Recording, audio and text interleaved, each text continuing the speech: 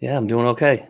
Doing okay. Can't really complain. Been crazy busy, which is good. On an issue that we're going to talk about today. So that's it's kind of the one of the driving forces behind it. We are the reboot. We're waiting on one or two others to join, but we'll get started anyway today. Well, let's see if I see him now. Possibly not yet. Um, took a couple of weeks hiatus. Had a bunch of stuff going on between the group meetings and conferences and whatever else. But we are the reboot. We meet Wednesdays at 1:30. And today we're going to talk about, once again, Zero Trust, cybersecurity, and get into a few things that are very, very interesting, especially as people become semi-complacent with things today and the risks that are involved with that. With that said, I am Brian Bracci. I'm with B&L PC Solutions on Long Island in New York, joined by... I am Dave Groot with WinStar Technologies, and we are in Culpeper, Virginia. How you doing, Brian? Cool. Good. All right. So, okay, I see David now. Hang on. Great. There we go. Hey, there he is. Can't hear you. Not yet. Halfway there. Half the battle. I can see you, but I can't hear you. Just start talking whenever you want. I'll tell you when we can hear you. All right, Dave. Zero Trust. Taking that layered approach to securing your network, your entire infrastructure, and putting in tools, controls, and behavioral training that you can kind of close any open door, hole, whatever you want to call it, and secure that environment and trust nothing except for what you allow. And that's the skinny of it. I was talking to somebody the other day and going over some different controls that we are putting in place. And they're like, well, why do I need this if I have this? Why doesn't this do everything? And I kind of, the analogy is, well, do you wear your seatbelt in your car? I'm like, well, yeah, of course. I said, but you have airbags. I said, why would you wear a seatbelt if you have airbags? Right. It's the same concept. Like you do because one isn't enough. And it's layering in what you can to protect you. And again, everything that we do and say and what we're going to talk about is not foolproof. Well, we constantly are preaching, right? Defense in layers. It's not about one tool. It's not about one fix, one correction, one anything. It isn't set and forget, right? I do a workshop every week on the 7 layers of defense, just to talk about where it is you can apply different strategies in these different layers to cross over and protect yourself to gain that zero trust kind of mentality. Right.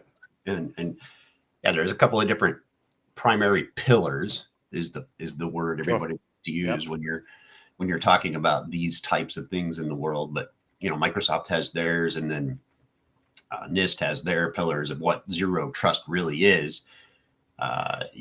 It really just comes back to me. It's about, look, keeping in control of your identity infrastructure, keeping control of your infrastructure, and then keeping control of your data. And those are the 3 things you're playing with, however you want to slice it up. But it's becoming more and more important for everybody, not just, the big guys.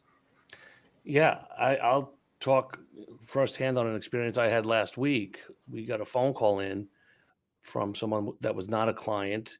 They were under what they assumed was a suspected breach, and kind of tried to gather some intel over the phone with them, and they didn't know too much. So I went on site, and someone had control of their server and installed some tools, and the first thing they're asking is, how did this happen? I said, well, we're not there yet. Let's identify what's going on here and try to analyze and get the see the severity of the issue and exactly what was impacted. So 36 hours later of just digging in, and there was a ransomware rampant on the network. Now wait a minute. No, 36 hours later of you getting many resources involved, very highly trained, knock sock people who do this stuff all day. Yes. Trying to dig in and figure out what the hell's going on. So like, it wasn't just 36 hours. Like, I mean, yeah, no. That's they need to understand that, Brian. Yeah. Oh, The people here. certainly. I couldn't agree more. I think the pain points though are the laborious task of going through everything, getting the resources available, and having honestly, Dave, the relationships with these vendors that I can call on a dime in an incident with someone that's not even a client of mine technically, and get them involved in doing their diligence and poking around and what I was able to find out and detect who was compromised, how it came in, just giving them the little, after the fact, the little access that we had to things. And the short story is that the breach impacted 4 servers, 50 some odd workstations, half the company, entirely down for 4 days, right?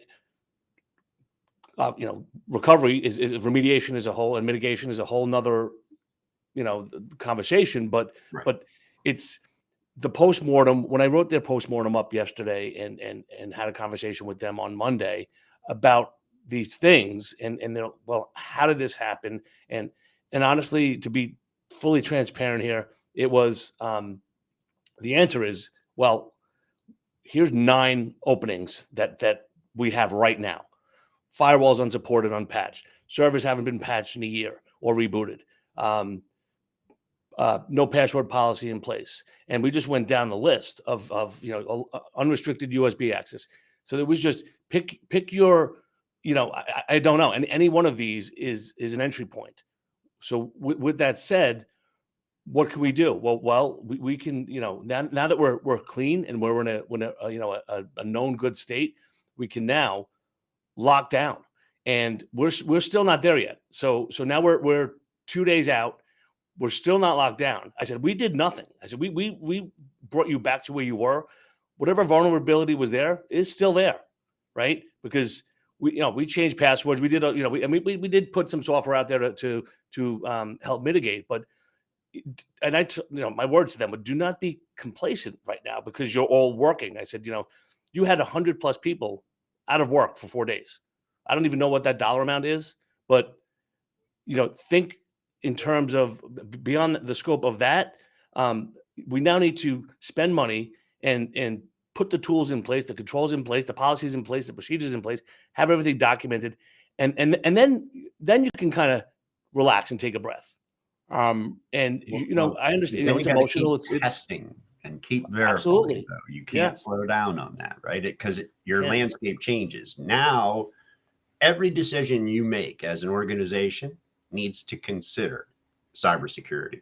And I mean every decision, strategically, operationally. It doesn't matter. And I don't mean you, I mean your clients. I mean those folks that we're talking to out there, right? Like it's changed the game for those people and for many like them. Right. Mm-hmm. It's like you say, if you don't fix the vulnerability, they're going to come right back and do it again. And okay, you got away with it once, whatever, let's push that envelope. I don't think that's a great idea. You're not going to make it twice. Right.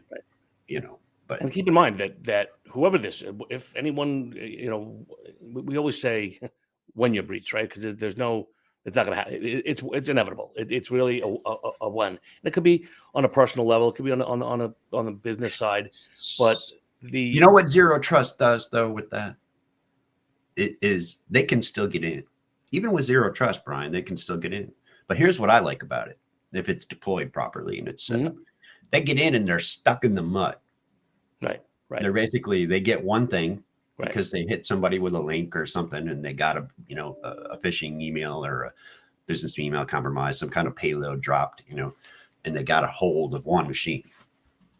And then what do? They sit there and they enumerate, right? Like they try and figure out, what can I see on the network? What accounts can I find on this machine? Is there any password hashes? How can I elevate? What services are running? Is there any known vulnerabilities on those services? Blippity blippity blap. I'm going to put in map and I'm just going to go blast. I'm going to find out everything I can. Well, if you've got a Zero Trust model, that thing's going to come back and say there is nothing. Right. It's just you all by yourself sitting here. doing nothing. And with that behavior going on and all that noise, with the right solution in place, that should get self-isolated or should be isolated by through automation, and then Right. then that issue is now on its own and can be mitigated without affecting or compromising the network. It still needs to be addressed that what happened here, how did it happen, who is it, and what. But as you're saying, with that zero trust implementation, I think we could all say with certainty that if you have a zero trust environment configured properly, to your point, David, configured properly, the odds of a company wide ransom attack or having to shut everything completely down are significantly decreased, as opposed to, even if you listen, you can be patched, you can have antivirus, you can have check all your boxes, your firewall's up to date, and all this good stuff, and still get compromised like that. You can have MFA that can be compromised. You can have, none of those things, which are all still good, right? Yeah. You should still have antivirus. You should still have a password. You should still have MFA, because the more of those layers, the more of an, challenge, the more pain in the ass it is for the hacker. They're going to move past you ideally and to go to somebody that's a little bit more low hanging fruit. At least that's our hope and goal. But yeah, nothing is, if that zero trust is in play, then in essence, that means that my identity, me, has only the permissions that are given to me to even know about devices on the network, services on the network. Can I send to a printer? Maybe, but a printer can't send to me because it doesn't need to. And so zero trust blocks that, right? And so we're stopping that movement, that lateral movement on the network, using those tools like PowerShell and all the things that we use every day to administer our networks. So the security tools don't always scream when they're in use, right? Especially if it's by a privileged account, because that's what they're designed to be and used by. This is the zero trust. I mean, my gosh, guys, I don't know if you remember. I know we've talked about it in the past, but I have to keep going back to it because it blows me away. I think it was like 1998 or 96, 7, 8, 9, somewhere in there. I'm sorry, I wasn't born yet. I'm sorry. Well, we had a product then called Zone Alarm. Oh yeah.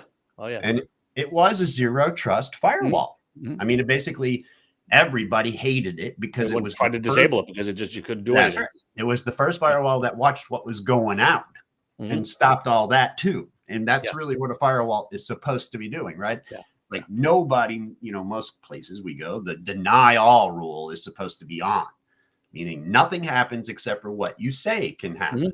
But people don't like that, right? We want information. We want it now. We don't want to wait. We don't want to plan. We want it on the spur of the moment, on demand, all those things. And then what do? We give away security to get that. Yeah. So then there's a vulnerability. Even on top of, with the firewalls that we do sell, we bundle the security services into the Fortinets, right? And we don't give an option like, oh no, you know what, you just need a firewall with support on it. Like, no, it's bundled. Yeah. So we talk about layers. I mean, there's how's it going to be affected with if you're doing IDS and content filtering and all this other stuff, and it's like, no, today, especially today, these firewalls are meant to. That's what they're designed to do. I don't like that you have the option to not have services bundled with it. You gateway antivirus or gateway something. Just another layer of protection on that perimeter is inevitable. I think. I mean, it's not. That's one of the layers, right? Of the 7 that I preach on all the time is perimeter, and firewall is what you got. The only thing I'll say about that is that now we have a dispersed force, right? And so that firewall is playing a slightly different role. And it depends. Like with the cloud and with remote, there's less on-premise assets to protect in most cases. And so that firewall is shifting on some level a little bit away from that paradigm, I think, anyway. I'm seeing it in some cases where we're not even worrying about the firewall or the security software on the firewall because we're putting it all at the client, right? So we have all the content filtering and the DNS and the firewalls and all that kind of stuff are handled by the the client itself. And that means if they're anywhere, we still have that same control, right? That's where, it's just, but you're right. When you're talking about a network infrastructure with on-prem stuff, that perimeter, there, like, it's better to do it through the firewall because I don't have to go through 57 machines to make sure they're all the right way. Right. So it just depends on where people are set up and how they are. Yeah, and you brought up, cloud, and that's another layer that big is time. very easily overlooked. I mean, I talk to prospects, clients, or not so much clients, but prospects about what are you doing for protection on your cloud accounts, and they're like, well, they're good. I'm like, they're good how, and I mean, I've had people tell us that they're good, and there's going back to what we said earlier, there's no multi-factor, or somebody knows all the passwords to all the accounts. And just these, again, the human layer is the worst. It's the absolute worst. When you have to rely on a person to do something the right way.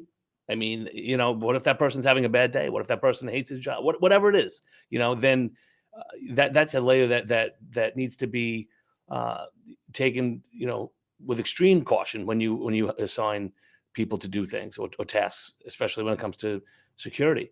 But having the cloud services, these SaaS services, protected by some kind of an MDR or SOC or something to analyze that data and that traffic. A lot of people don't do that. They're just looking, okay, here's my network. Well, no, your network extends now beyond just your local infrastructure. Guess what my favorite thing is, Brian? Chocolate brownies. No, SIM. There you go. Yeah. And that's what does it. Yeah, absolutely. And again, some of these solutions, Dave, I think you're with, I partnered with Blackpoint recently, right? And all the layers that they have, no, David, just couldn't hear you. Sorry. All the layers you can, they have the SIM, they have the cloud protection, they have the SOC. So they have layers in one product, which is nice. But again, that's all just one layer that still needs to be, overlapped with something else. So we use them for, that's what we partner with, and it's been a great experience. Well, so yeah, I mean, for us, what we do is we make sure we're pulling all of the logs in from all of the cloud services in, so that SOC, they have the most insight possible, right? Like, if they can, because like, look, I mean, there's always false alerts, and there's always, hey, this behavior could be malicious in intent. But when you start seeing it from multiple locations, cross-checked, overlapped, same time, you can start getting three opinions. And now I see, okay, look, this is really happening, and it's not supposed to be in this way, or whatever. They get more information from those log files, like you say, because everything is in the cloud.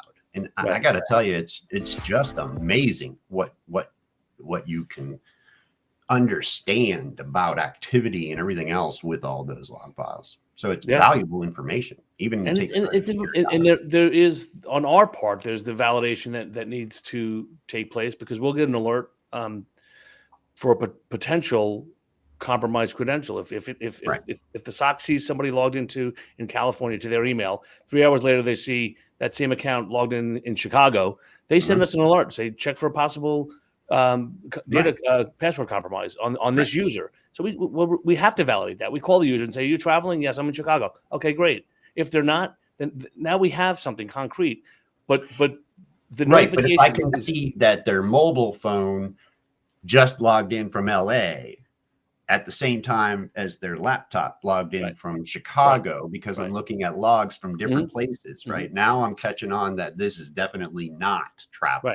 And now I can, as a SOC, as an analyst, I'm able to see that information quick. Absolutely.